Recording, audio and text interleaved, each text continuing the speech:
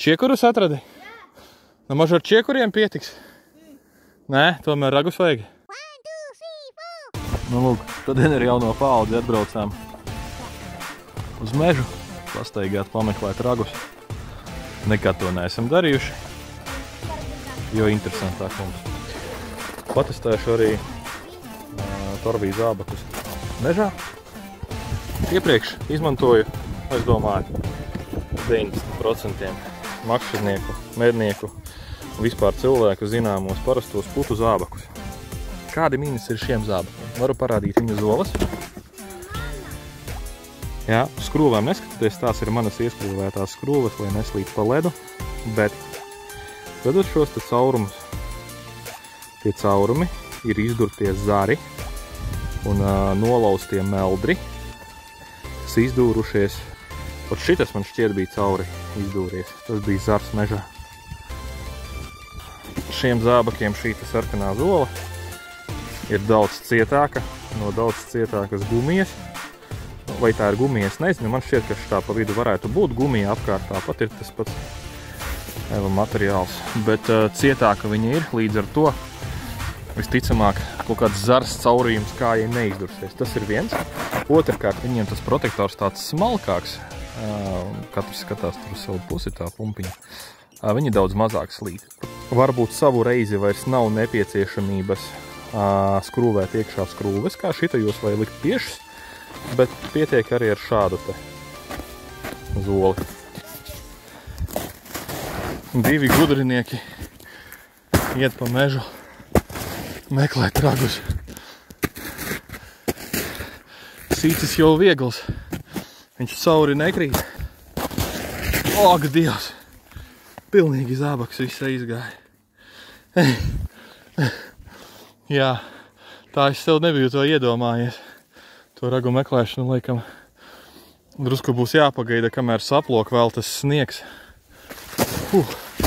Kādu kilometru tik esmu nogājis, bet jau esmu viss labs.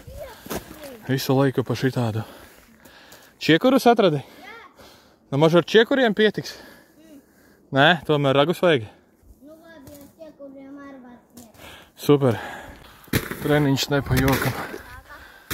Izbridām uz ceļa. Mums zināma.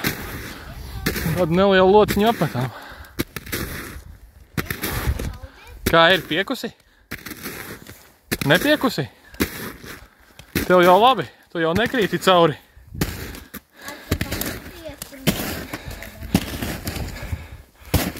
Tētis rekur pus zābaks iekšā un vairāk. Rekur es jau rekur sītis paukšu.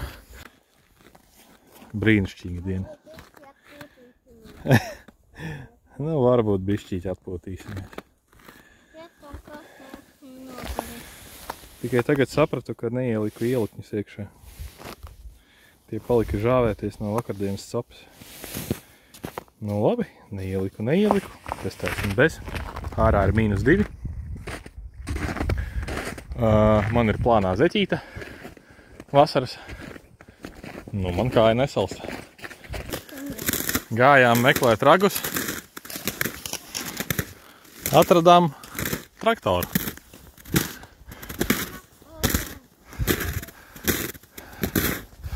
Šausmīga vēlme nobildēties.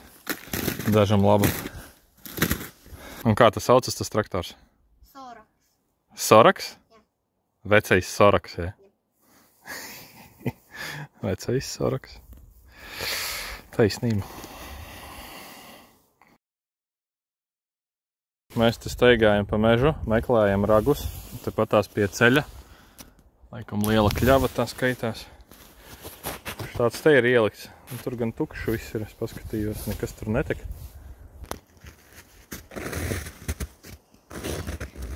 Nu, piekusi? Ko tu tur dari? Neko.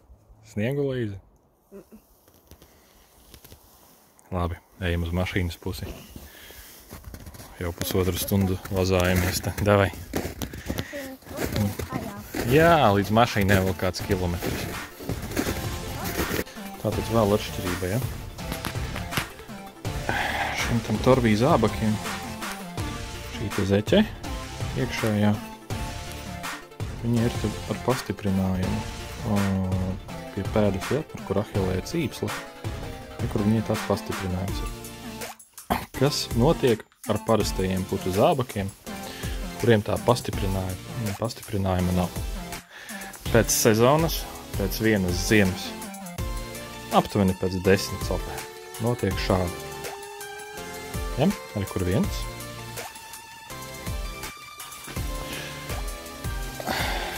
Un rekur otrs. Rekur ir jaunā zeķe, kas ir nopirkta šīs ziemas sākumā. Aptuveni 3 copas ir bijusi. Šodien jau tā kā dilstulīt būs caurums, bet vēl nav.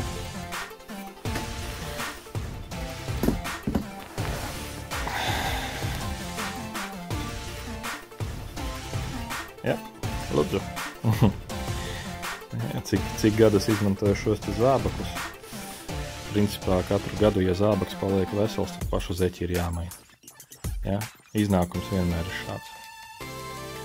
Izskatās, ka ar šiem tā nevajadzētu notikt.